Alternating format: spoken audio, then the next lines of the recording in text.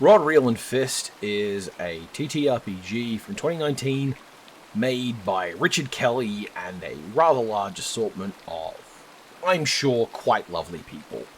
The credits page for this is quite extensive for this kind of production. If you ask me to explain what Rod, Reel and Fist is in, the purest sense, it would be that it's a fishing RPG. That is to say, it is a TTRPG where the conventional model of play engagement, the thing you do, the thing you're here to do, is fishing. And you might think this is being done as a bit of a laugh, and this is one of those short, booklet-style zine RPGs that's trying to treat something that we would normally regard as important to a game, like combat, as instead like something that we would normally regard as a bit silly. A sort of women want me, fish fear me, mermaids are undecided kind of situation of a game. A meme that became something a bit bigger and got put out as part of a jam. That is not the case. Rather, Rod, Reel and Fist is a TTRPG that approaches the mechanics and mechanisms of fishing in a reasonably simulationist way, I say as someone with only a small amount of experience fishing, in a way to treat fishing, the sport, with the level of importance that one would normally see reserved for combat. This book has an enormous spread of fish you can encounter. And you encounter fish by doing things that fisher people do.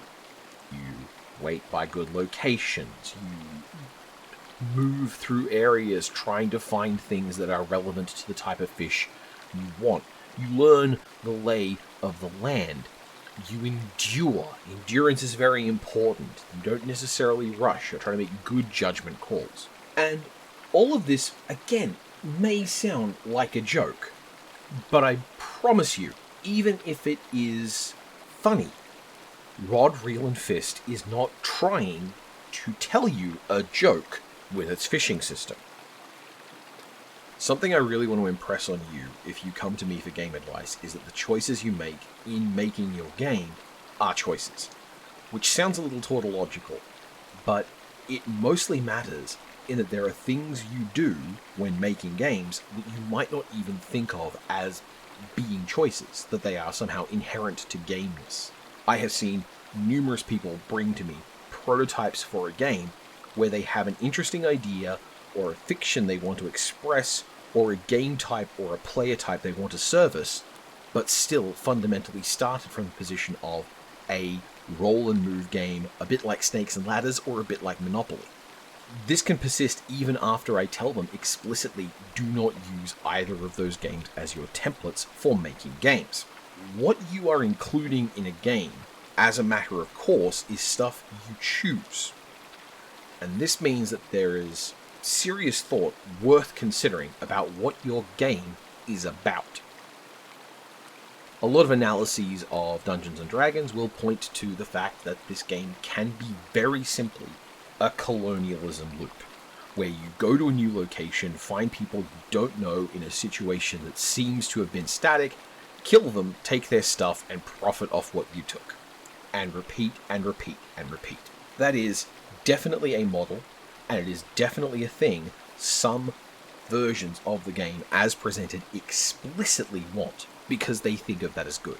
That is their choice. Rod, Reel and Fist chooses to be about fishing. In this rulebook, there are at least 4 different scenarios, or worlds, or settings, with different mechanical profiles, which are explicitly about structuring types of stories with different aims and goals, all around the idea of fishing being important. Despite this variety, though, these games still want to have the central ideas of what the game thinks is important about fishing. Fishing is patient. Fishing is personal. Fishing is a way to connect to your community and your environment. People share when they fish. This isn't a game where you're going to wind up killing orcs with fish. You could design something like that, but that's not what the game sets as its default footing. Another element is that the game starts you wounded. There is something that has gone wrong, and the nature of Rod, Reel, and Fist is to try and find a way to overcome that through fishing. The default scenario, in fact, is someone is sick or something like that, and catching a particular fish in this particular area will help cure that.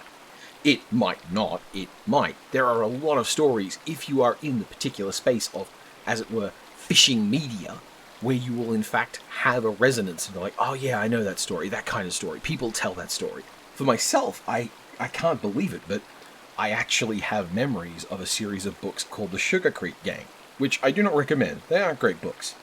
But I still remember there were multiple stories in these books where someone was focused on fishing as a way of taking control of their life away from something terrible happening to them. I wonder if this is more of an American thing, the idea of these small home locations stuck near rivers. You can get far enough away that you've got some privacy, and yet still you're close enough that you know the people you're connected to. Here in Australia, if I went fishing in my youth, I was going to a wharf and I was looking at the ocean.